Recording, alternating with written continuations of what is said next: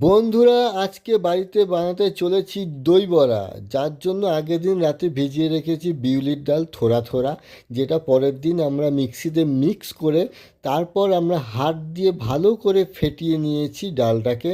তারপর নিয়ে নিয়েছি তেঁতুল, তারপরে চলে এসেছে টক দইয়ের ভার। টক দইটাকে মিক্সিতে মিক্স করে করে নিয়েছি ঘোল। তারপরে এবার রান্নাঘরে চল, যেখানে আমরা আগুন জ্বালিয়ে কড়াই পেতে তেল দিয়ে বড়া ভাজবো গোল গোল। তোমরা চাইলে লম্বা, চৌকো, ত্রিভুজ, যে যেরকম পারো ভাই। আমাদের দই বড়া খাওয়া নিয়ে কথা, বড়া হলেই হলো। তো এবার দই বড়াটার বড়া যে রেডি হচ্ছে সেটাকে হালকা ব্রাউন ব্রাউন ভেজে নিতে হবে।